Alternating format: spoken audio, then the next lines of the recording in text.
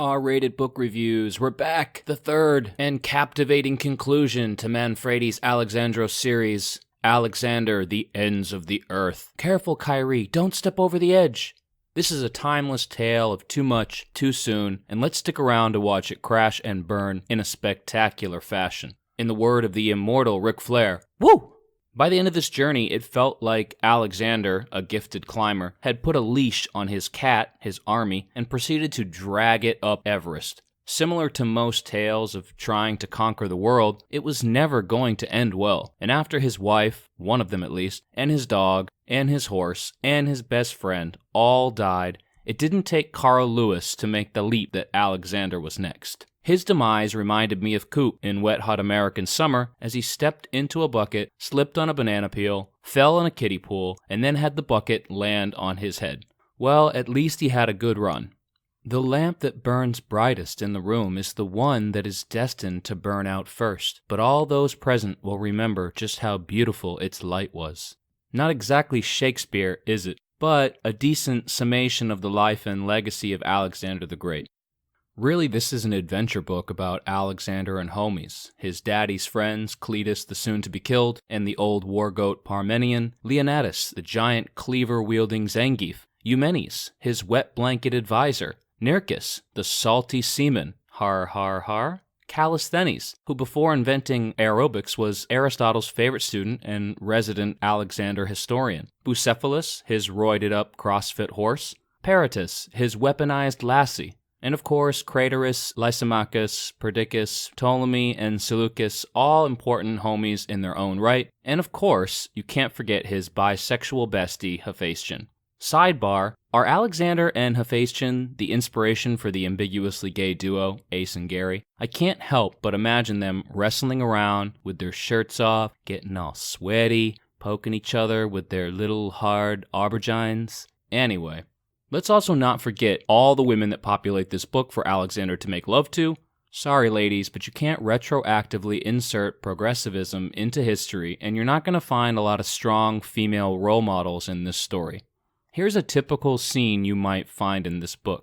I'm sorry about your husband, father, brother that totally died because I'm a power-hungry maniac with delusions of divinity. He was an honorable man. I will kiss you gently now, and we'll be married in the morning. Woman swoons. I mean, I get it. He's the big dick daddy Powerball winner. He's Todd Bezos in armor, but it's still a bit cringy. Now, it's not always easy being the king. Just look at this passage from page 203. But who are they? The king asked the Persian officer who was leading the escort. Your concubines, my beloved husband, replied Statiera, before the officer even managed to open his mouth. 365, one for each day of the year, each with their own entourage, naturally. Poor Alexander. Speaking of his wife, Statiera, page 222 lets you know, here's a girl who knows how to Netflix and chill. He was completely enamored of her fresh ingenuousness, her docile and accommodating nature, and the fact that she made no demands on him, not even the letters she wrote. Alexander might have lacked creativity, but certainly not hubris, as he George Foremaned his way around the map. I christen this city Alexandria, and this one, Alexandria by the sea. And here is Alexandria next to the rock that looks like a shoe.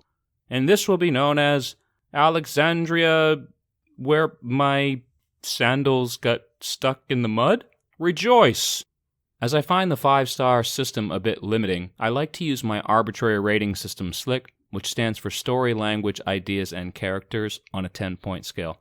Here's how I rated Alexander, the Ends of the Earth. For story, I gave it an 8. It's an action-packed adventure rife with the foreboding tension of untimely demise. For language, I gave it a 5. For me, it feels as if a young adult author took a stab at writing a historical epic. For ideas, I gave it a 6. Heavy lies the crown and all that stuff.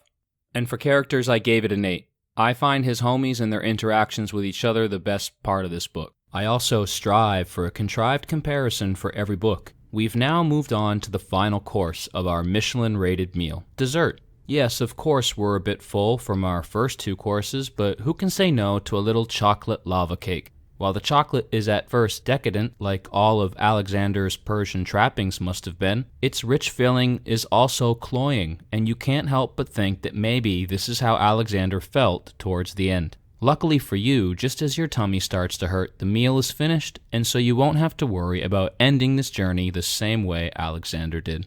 So yeah, that wraps up the Alexandros series from Manfredi. I hope you enjoyed it. I enjoyed it. It's a fascinating story, despite the fact that the writing never really elevates it.